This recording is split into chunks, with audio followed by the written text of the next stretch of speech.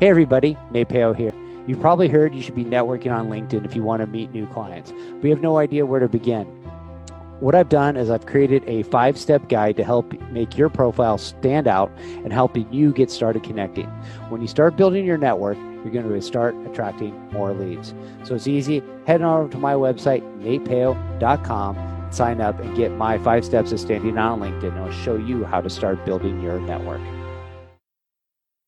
From author Donnie Bovine comes the book, How to Be a Success Champion, available on Amazon. After years of living other people's dreams, author Donnie Bovine decided to jump out on his own and start a business, thinking it would be easy. Instead, he had a rude awakening and quickly understood that he had spent 20 years being an employee and had no idea how to be a business owner. His business was tanking, and he was on the brink of losing everything when he decided to fight for business freedom. In this must-read and life-changing book, author Donnie Bovine shares with readers his story intermingled with lessons learned from his mistakes and his failures. In How to Be a Success Champion, you will find advice the author received from mentors and how he went from zero to a 6-figure business. The author walks you through the steps of how to get out of your own way, how to play the game of business and win, find your strengths, how to network effectively, how to build a personal brand, how to create champions for your business, how to get great at sales, how to take complete ownership of you and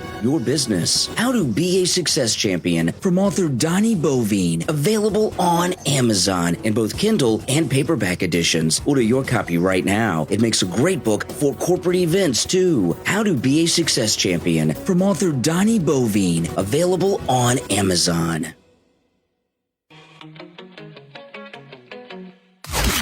Want to go far in business and in life? You can't do it alone. The secret is expanding your network of personal relationships, building friendships, connecting on an intimate level, away from the office, over a coffee or cocktail. Welcome to All In with the real Nate Peo. The show that asks what happens when you go all in and leverage the power of your network of personal relationships.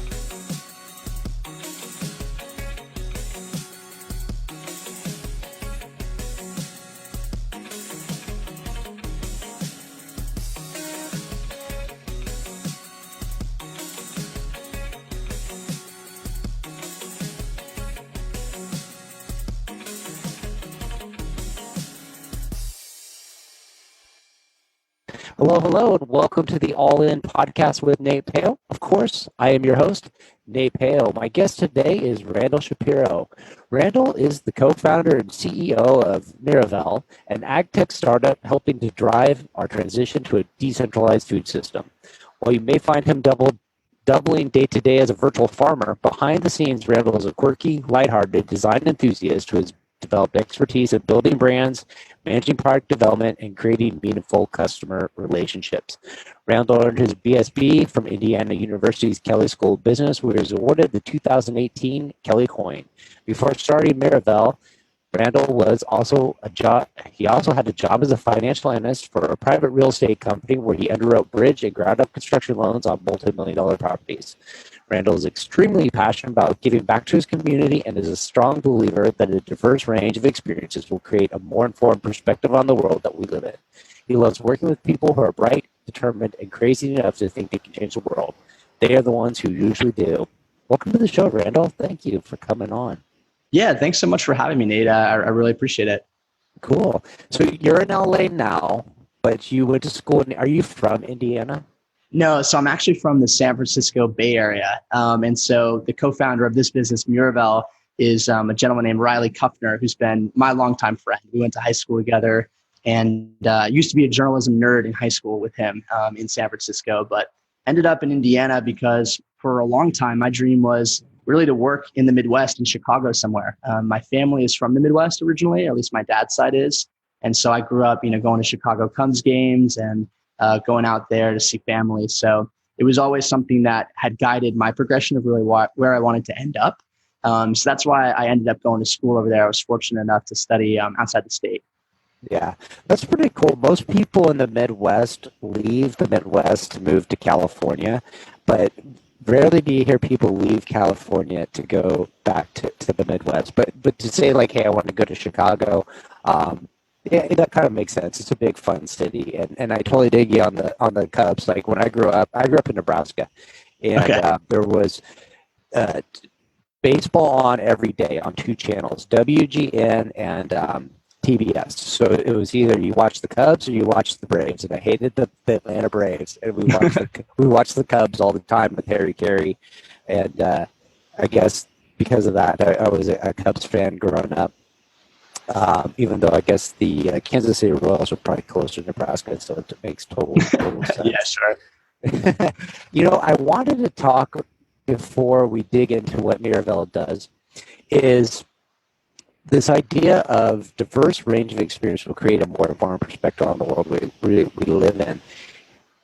I love that because I'm a big believer is the ideas we're exposed to shape really who we are. And if we're living in kind of like a bubble, an isolated thing, we don't really get out of our neighborhood. We just kind of see the same people all the time. We're just exposed to the same ideas and we don't change our thinking. But when you start getting outside of, I like for me, I grew up in Nebraska and it was pretty homogenous of the people I interacted with on a day-to-day basis. I moved to California and it's a lot more diversified. And you start meeting people from different cultures and you just change your perspective on the way you look at people and the way you relate to people and the ideas you share. It just completely changes. I'm such a huge advocate of, hey, go out and see how other people live, how they interact with people.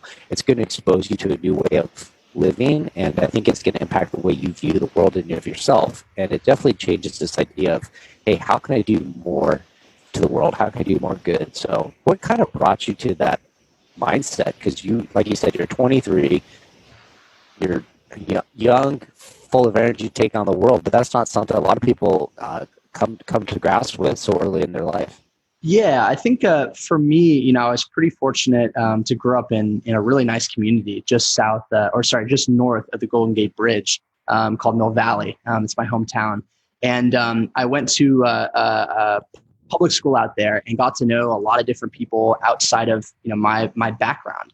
And I think that in doing that, especially while I was doing journalism too, I got to explore and investigate different areas of our surrounding community, not just within Mill Valley, but in the city or even outside our community there. And I think that getting to have those experiences at an early age was really beneficial to my development of understanding that just because somebody comes from a different background or they don't necessarily share your worldview doesn't mean that they have intrinsically different human values than you. And I think that, in certain circumstances that I'm thinking of in my head, seeing, friends of mine being put in challenging situations and still acting with that same sort of compass, being driven by really pure values, helped me understand that just because we're different in a lot of different ways doesn't mean that we're not all human beings and we can't all show, a baseline level of respect to other people and our community and environment at large. For sure. How has that helped you on your journey as becoming a startup founder of a tech company? Yeah, I think it's helped a lot. When I went out to Indiana for school, part of what really drove that decision was getting to go and be a part of the school outside of the state of California. Because I think in a large sense, I got to see a lot of great things about the state, and I grew up in an amazingly beautiful, thriving, diverse place. And Bloomington, Indiana, where I went to school, is very similar in that regard. But a lot of the students who go to Indiana University are from Indiana, and they might be from more rural communities. They might be from other areas of the Midwest.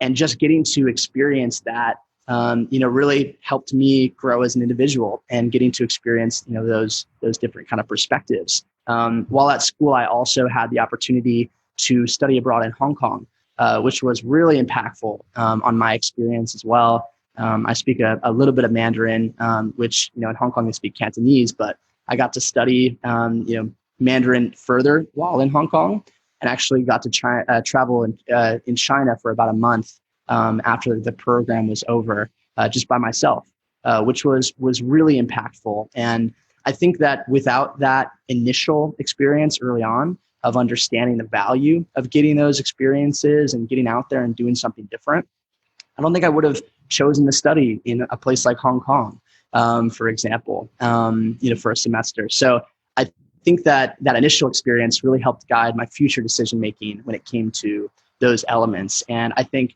those experiences of being able to travel in a place like Hong Kong for a month or all over Southeast Asia has been really helpful while starting this business, especially considering we're a product company and a lot of the different parts and pieces that go into making our devices might come from another part of the world. So specifically, Southeast Asia, for example. And so being really able to understand, I know where Shenzhen is. I know where, trucks would have to drive in order to get to certain ports in Hong Kong to then come to the US. That's pretty helpful information, when you're trying to track down a global supply chain. So I think that that really has been beneficial, having those experiences. And, I always try to put myself in them if I have the opportunity to. Yeah, fantastic answer. So it's kind of interesting that you grew up in the Bay Area and you went to school for business, but why ag tech? Like, it's like this interesting choice of like, hey, this guy's never probably even seen a farm until he went to Indiana and he's going to go into ag tech. But you can expand on that a little bit. What I really want to know right now is, tell us a little bit about what Miravel is. What are you guys doing? Why are you doing it? And why now? Yeah, totally. So Miravel is a company that designs beautiful and functional art installations, wall art installations that grow fresh food for you in your everyday environment. And so the idea about our product, our first product, the Simple Garden, is that you can take it and hang it up on the wall just like a large picture frame. But inside, you can automatically grow your own food. So you can have fresh herbs, leafy greens for salads, microgreens for flavor, and down the road, even like fruiting and flowering plants. And the inspiration for the product really came from my business partner, Riley. Riley he describes himself as a hippie philosopher. I've known him for a very long time, and I know that he really, really loves to write, for example. He'll be up late night just like writing his thoughts and, his thinking about different processes. And this product and idea actually got started when he was a student at UCLA. He was, analyzing like Maslow's hierarchy of needs and thinking about like, what do people really need to function and to live as people? And how can people achieve their maximum potential? And what he kind of was thinking about from a theoretical perspective is, if everybody's needs are taken care of, they have food, water, shelter, things like that, energy, in today's day and age, that people have a lot more free time and they can invest their free time in things that help our society grow in major ways. And so, this project was a byproduct of a lot of different projects that he was really thinking about and working on while as a student. And how I got roped into it was, I was studying in Indiana. I had gone and taken an internship at Ernst & Young doing management consulting stuff summer right before I was a senior. And I get in there. My whole life I've been very startup-y. I was putting flyers up as a kid about walking dogs and taking care of plants. And I worked at the local market bagging groceries when I was 13, 14. So that was my existence. But I was really interested in like what corporate America would be like. And I get in there and it was almost like an immediate aversion. It was like, ugh, like it was not for me at all. And I think that having a really negative work experience with a really negative, boss at first is an eye-opening experience. And I hadn't really had that in a major way until then. I never had felt in my life so boxed in and, really closed down. And so following the summer, I was talking to Riley, and we've always talked about all sorts of different business, opportunities. We started to realize that we aligned on a couple really major things. We both were really passionate about sustainability. Riley had been working on all sorts of sustainable technologies, from electric vehicles to food growing systems like we have adapted for the company. But we also were really passionate about health, about living healthy, about being healthy, both mentally and physically. And the third, which was more of a passion of my own, was design. I'm a huge fan of how design, can make people feel and can influence, behavior and change, the decisions that people make. And so those really formed our three pillars. And so as a company, our three pillars are health is a human right, design moves people and sustainability matters. And those, aligned values got us talking about this project. Once I saw the project and some initial renderings of how this could look in the home, I was sold. I turned down job opportunities at school to come and move out here. So literally came straight from college, moved to Los Angeles. And similar to your reaction, a lot of my friends were like, what, you're going to move to LA to be a vertical farmer? Like, what is this? But I've been so happy with the decision I've made. And I think it's really rewarding to see, a year, 2 years, 3 years of work really start to pay off in a meaningful way. And so I think, our company has done really well to this point, and we're on the precipice, I think, of something really big. Mm-hmm. So the type of products you're putting together is, you describe it as like a living art, like a what they call like a living wall with herbs.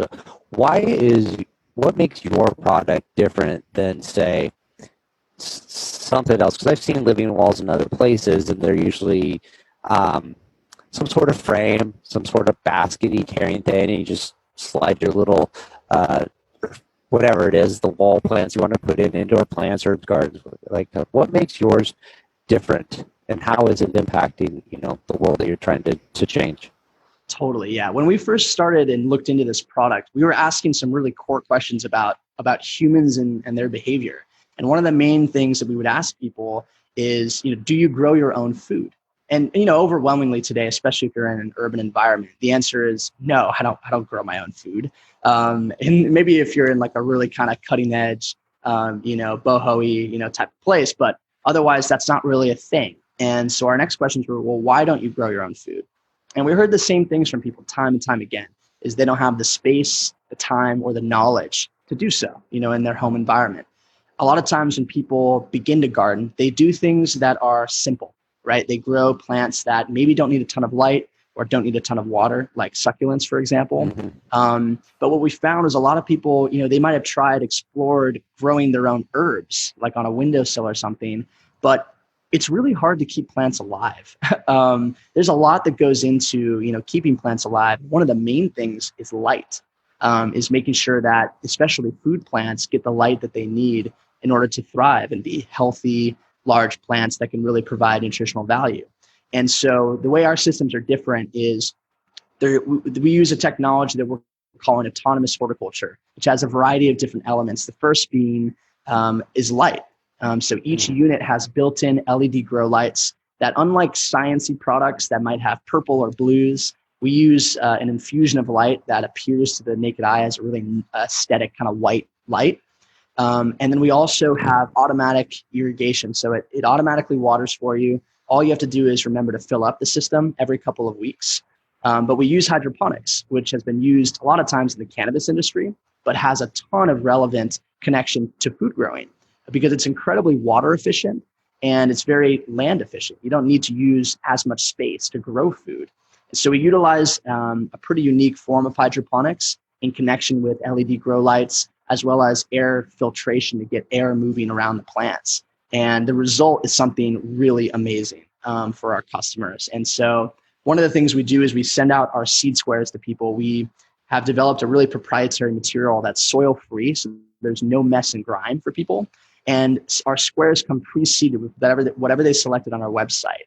And the squares have built-in plant-specific nutrients. So they're optimized to grow whatever seed is in there, really to a thriving level. So all people need to do is take the squares, put them in the system, and watch their food come to life right in front of their eyes, completely without any effort. That's amazing, because you talk about, for me, what are the pain points of growing my own herbs and vegetables or whatever. And I do try to do some in the backyard in the planter, and it's always the same. It's messy, dirty, one. Two, the time constraint of going and babying everything. Totally. The light, the heat, the sun, the water, all that stuff is a challenge. And then watering consistently, unless you got it hooked up to an automatic irrigation. It's like, oh, yeah, I don't feel like going outside and doing that today. Well, you forget to do that. It's 100 degrees outside 2 days in a row. All of a sudden, your herbs, they don't like it too much. They burn up and do it. So you made it simplified. And the other thing that you talked about was the space savingness of it. So if you're in a downtown LA apartment or somewhere else, like, yeah, you probably don't have a garden in your backyard to go do this stuff, but Totally. there's something to be said about having your own food and how much different it tastes better than like getting it at the grocery store and stuff like that. And it does feel rewarding to say, hey, I got this stuff right here. It's really cool. So I think you're solving a lot of pain points around the whole idea of growing your own food. And it's going to hit a lot of people's spots that says, hey, this stopped me from doing it. And it's easy to do. And it seems so out of reach for people. It seems like this crazy concept. Like, how could I even grow my own food? When it comes to lettuces or, things like that. And so that's one of my favorite things about this tech is we weren't the first company to design and make a food growing device. I mean, there are other competitors currently selling product that do pretty well. But the thing about the products that are on the market today is they oftentimes are, they're made of cheap materials, or they're obstructive to your life. And right now they're designed to look like, science projects rather than really accessible tools. And, I know that one of my personal inspirations as a company, in terms of leadership, has been Apple computers. And maybe it's because, I grew up in California and heard the story, about their company from a young age. But I know some of our engineers, like, Rashad, who's sitting next to me here, feels the same kind of way. And one of the things that I admire so much about what Apple computers did is when they first were building computers, they didn't invent the personal computer, but they took it from a hobbyist, enthusiast industry for people who, maybe were really nerdy and they knew how to use computers, and they made products and tools for the everyman, the everywoman. They made it accessible to the masses. And I think that that's really what drives our design eye and our view of this product. It's making it accessible and usable for everybody. Very cool. Where would you say your big goal is to be in 5 years from now, or 10 years, or when you say like the impact you're going to make on the world? What does that look like for Mirabelle? Totally. Yeah. I think it's interesting to think of the technology from a wider lens, and that kind of drives, some of our vision for where we think this could go. And a really good comparable to the type of industry is actually the ice market. When ice was commercially, first manufactured and distributed, and even before it was really an industry, you could only really get ice in cold climates where the weather was, seasonal, and you could get ice when it was cold in certain areas. And when it first started to become industry, ice was taken from cold places and moved to places that weren't so cold or didn't have access to it. But along the way, similar to our agriculture system, there's spoilage. There's, ice would melt, for example. It's a perishable. Over time, technology advanced, and there started to be more regional facilities that would manufacture ice. And when they would do this, they would then transport to more localized areas. Over time, that technology started to be adapted through, technological advancement to be used in the home, right? I mean, it was first called the ice box. And when people had the first, opportunity to put this in their home to cool their food, people thought that was a crazy idea. And you'd have to spend thousands of dollars, adjusting for inflation, to have a refrigerator, an ice machine in your home. It seemed radical. And now you can't go into a home without a refrigerator. It's just so common. And so we view the produce and fresh food industry in a very similar light. Right now, our food is grown hundreds, it's sometimes thousands of miles away from the people who eat it. And along the way, there's all sorts of problems, right? There's a massive amount of spoilage and waste. 38% of all the food we grow in this country is wasted before it actually gets to the end consumer. In addition to that, there's hundreds of miles of transportation, and the food industry in general, our food system accounts for 1/3 of all human-caused GHG greenhouse gas emissions. So there's all sorts of problems and safety concerns as well that add up to the system being fundamentally just not sustainable. And so whether our product is the product that really takes over, or if it's another company with another service, we fundamentally believe, it's a fact of life that hydroponics and, alternative food growing technologies will be the future of our society in an optimal way. And it really just depends if our product is going to be the one that's adopted or adapted for society. And so, our goal in 5 years' time is to have units or adaptations of our first product, in different forms, be in every single household in the United States. and to start popularizing a similar type of technology in other parts of the world as well. Yeah, that's awesome. You got some big hopes, some big dreams, big ambitions to do it, and those are all challenging problems that need people looking at it in a different way. We're not going to always solve the same problems with the same way we've always done it, so you got to look a little differently. Very cool. So I want to chat a little bit more about you, what you're doing as a CEO. Like, as you go from somebody, you touched on it a bit. You said, you've always been entrepreneurial, but how has it been for you to, not taking a job, but going down the path of a founder of a startup? It's a lot of uncertainty. There's a lot of challenges on the way. What was been your struggles as you've moved through the progression of making that decision to do it to where you're at today? Totally. Yeah. I think the biggest challenge for me, and it might be different from other entrepreneurs, because I feel like other entrepreneurs, that sense of uncertainty might be, really overwhelming for people. The uncertainty to me was never too much of an issue. And maybe that's because I have like a gross level of self-confidence that maybe isn't so healthy. But I always felt like if I keep doing this, if I keep working hard at it, it's going to manifest into something. That's been my experience in life is if, when I really put my head down on something and just grind on it nonstop, I get somewhere. And maybe it wasn't the same place I was looking at going, but it's somewhere better than where I started. And I think that because of that, that was never really as much of a concern for me. But what was really hard for me personally is I love people. I love chatting with friends and seeing family and being a part of community. And I think when this project first got started, it was very isolated. It was myself, it was my business partner, Riley, but he was a student at the time. And so a lot of days it was me working from home and feeling really boxed in, which I'm sure today, during the COVID era, people could certainly resonate with, of just feeling like you're hitting a wall of being in the same space all the time. And so the first 6 months to a year of the business, I was working out of the same chair, basically from my bedroom at a desk every single day, which to me was like, a prison cell.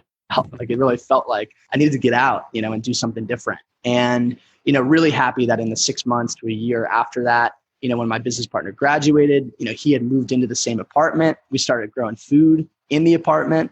And so today, even last week, we harvested 45 pounds of produce in our apartment, just using the technology. And we also have brought on, other team members. And that's been a ton of fun because the engineers we work with are absolutely brilliant. They work their butts off every single day for, a common goal of bringing this technology to life. And I think that is the most rewarding part of this entire business, is to get to work with incredible people who might be as crazy as you are about something that seems like a really abstract concept. So, I think that was the initial struggle, but I'm really happy to say that, we really have grown as a team, as a unit, and I couldn't be happier with where we're at. Yeah, that's awesome. Like you were talking a bit, and this resonated a lot with me, is this idea of if you grind on something long enough and hard enough and keep pushing at it, like it may not end up where you think it's going to go, but you're going to end up somewhere. Totally. And I've been on this journey myself that was just kind of like, hey, I'm not even sure where I want to go with it. but I know it kind of stemmed from this idea of if you underestimate what you're going to do in 5 years. Like, what if you made those underestimations really, really big and just like really pursued them with the idea of you might not know where you're going, but you're going to go somewhere. Right. Your expectations are going to be blown away. And you have to just keep pounding through it and not give up the cause. I mean, there's a chance, you're going to pivot. You're going to move in different directions. Whatever you start with, it's never where you end up. There's always like so I tell people, get going, get started, because whatever you think this idea is, like, you're going to do it, and you're going to go, oh, this didn't work as well as I thought it would. It's going to pivot, it's going to change. So you got to start that process now, because it's going to change. Get past that stuff and just keep plugging away out. So that's an amazing insight that you had, and I really resonated with that. As well as the part of, you're working with people that are inspiring creativity in your life. They're inspiring you to do bigger things. You're excited to go to work every day. And those are not the experiences everybody gets to have every day when they go to work. A lot of people don't don't like their jobs, or they don't like their coworkers, or they feel unfulfilled, and every day you're working up. Maybe you don't have you said you're working in your bedroom office. It's maybe not the glamorous like thing you could say, like, hey, here's my job, and I'm getting an office window up on a high rise in I'm downtown making San six Francisco. figures. Yeah, You sure. go, hey, this is much more fun. So I'm digging that answer, which brings me to my next question, which is, what does it mean to you to be all in on an idea or an outcome? Yeah, I think the term all in, really has to do with sacrifice, and intent. To me, like, what separates people, that are really serious about launching a business, launching a startup, is understanding exactly what you're going to have to give up to make it happen. And I think the easy one to really identify is like money, right? You may not make a good amount of money if you're going to start a business, and you might have to sink your entire savings. At least that was in my case. Just put it all in the business, right? And hope that it works out. But I think that it's more than that. That's the first thing that's most glaring. But you have to think about, what is it going to mean in your life to have to be on call for what your project is at all times. I mean, my girlfriend will make fun of me because sometimes I'm up at 2 a.m. responding to customers who are on the website, from my phone, right? And it's like, if something goes wrong, you're on the job all the time, right? And it's your baby, it's your thing. And so I think the ramifications of what that really means are far reaching. And I think to be all in, it really means that you understand what that is, and you are really going to pursue it in light of those sacrifices. And I think that, some people might go into a project, and, for me, I dramatically underestimated how much I might have had to sacrifice for this business. And I did. But I think that really experiencing, what those sacrifices are, and every day choosing to make those sacrifices, to me, that's what being all in really means. Is, you're not doing both, because if you're doing both, you're not doing either of them, to the level that really it's going to take to be successful. If you're trying to do both. Yeah, you're the first person that I remember talking about sacrifice so definitively in that answer, because you're right. If you're going to do something all in, then there's something else you're doing not in. You know what I mean? So like, Totally. you're putting everything this way. There's trade-offs. Something's getting nothing. Something's getting all, and you're pointing that out, and it's important. And if you believe in yourself and you want to accomplish big things, you have to be very focused, very narrow-minded. I think the other thing too is that if you've got this fly in your ear buzzing about some other project or something else you could be doing, the moment that things get difficult and get tough, you're going to be out of there. And when that happens, that's when innovation and creativity, that's when it just stops and it dies. When stuff gets tough and projects are kind of let go. And there is something to be said about thinking strategically and making pivots when something's not working. But I think that if something is going to work, you're going to have to get through a lot of times where you feel like you're getting punched in the mouth in order to really get to where you're going. And I think if you did have something buzzing in your ear telling you, I had that great offer from this other company, or I could be making so much more money if I was doing this. If those are really, in your head at the same time, the moment when stuff gets really tough is when, you might pull the ripcord. And I think being all in is taking it from a mindset of, I don't even have a ripcord. I'm going to see this all the way down. And if I hit my face on the bottom, then that's going to be something that I learn from and I grow from. Yeah, for sure. Love that answer. So I'm super excited to see where you go, where you take things. I'm pretty jazzed about your enthusiasm. I'm like, hey, I need one of these for my home. I want to grow some stuff. I'm pretty excited about what you have going on. So let's talk about, who is your ideal audience you're trying to connect with? Can you describe those people in detail? Totally. Yeah. So, we've got, a subset of people, from a consumer facing lens who are, our customers. And the people that we want to really, get into this product are people that really, it's all people. It's people that have gardened before, and maybe they're just looking for a way to simplify their workflow. or they're trying to explore new plants that they weren't really able to grow. And it's also people who have never gardened or have tried gardening, but then they've stopped because their plants died or they moved or they didn't have any more time.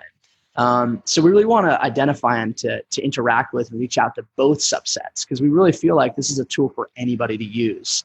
So from the customer kind of perspective, that's kind of who we market and who we think would be great customers. But at the same time, in running this business, we're identifying that there's a whole group of stakeholders that aren't necessarily, customers. Maybe sometimes they are because they love the devices, but they're more, helping us out in different ways. For example, we've actually partnered with a product design studio called RKS. They heard about the project and we connected, and they were super jazzed about it. They really want to see us bring this project to life. If you remember, I was talking about Maslow's hierarchy of needs. They actually have a conference room called the Maslow Conference Room. And so when we first walked in, they were like, I think this is a fit. It seems like it could be a fit. But, like you guys are on the same thinking wavelength right there. Right. Sure. Yeah. So they actually took equity in our company to try to bring this product to market for some of their services. And so that was really cool to see. And I think that, in having that relationship, we started to realize that those professional relationships with people that really know what they're doing at a high level and can give us advice and guidance is really, really valuable. And so from a marketing and branding perspective, we've now worked with a firm called Herman Scheer, who also took equity in our company and advises us to date on that stuff. But I think what would be really helpful for me personally as a 1.5x founder, not a second time founder, not a first time founder, because I've started another business, but it was, it was a side gig. It wasn't a full business, is to really interact with and to face with somebody who has launched a direct to consumer company before and has learned about the pitfalls as well as the, success tactics that you can do, in that realm. Because, we have a lot of relationships and advisors, but we don't know too many guys or gals who have worked on direct-to-consumer brands, from the helm. And I think that meeting more of those types of folks would be really helpful to us just to be able to understand what we could really expect about this journey. It's one of the reasons I love watching movies and film is because you watch a movie, you get to see people's actions and you get to learn from it. I'm also the youngest in my family. I got to see, my cousins and my sister and all these different people make really great decisions and sometimes really bad decisions, but you get to learn from it. And so talking to folks like that, I think would be really helpful for myself personally to just understand what the journey might be like. Cool. Awesome stuff. So somebody's hearing this, they want to get connected to you. Where can they go to find you?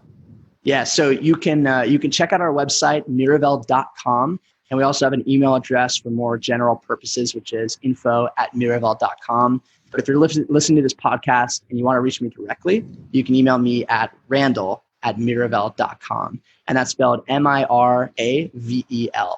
And I really encourage folks to check out the website because you might be hearing about the product, but seeing pictures of it will tell 1,000 words. It looks like a beautiful wooden art installation. It hangs up in your home. And even if it's not growing plants, our goal and what we try to do is to make it look beautiful and a part of your home decor and design. So yeah, I would strongly recommend, checking out the website. We're doing $100 off our units right now for people who put down a $50 deposit as kind of an early pre-sale type of promotion. And as always, I'm really always happy to connect with folks in the industry, anybody who wants to learn more about what we're doing or just offer their 2 cents, advice, guidance. We love talking with folks and learning more about how we could do things even better. So, Nate, thanks again for having me on. I really appreciate your time. No, thank you. Thank you so much for coming on. Had a great time chatting with you. So all those links will be in the show notes. I encourage you to reach out, connect with Randall, connect with Miravel, see what they're up to. And if you do have a conversation with Randall, let him know where you heard about him and say hello and tell him you heard him on the All In podcast with Nate Peo. So thanks again for coming on the show. Thanks, Nate. Appreciate you. Make sure to visit our website, therealnatepeo.com, where you can subscribe to the show on iTunes, so you'll never miss an episode of All In. While you're at it, if you found value, we'd appreciate a rating on iTunes, or if simply tell 2 friends about the show. Looking to connect? You can find Nate Peo on LinkedIn or Instagram.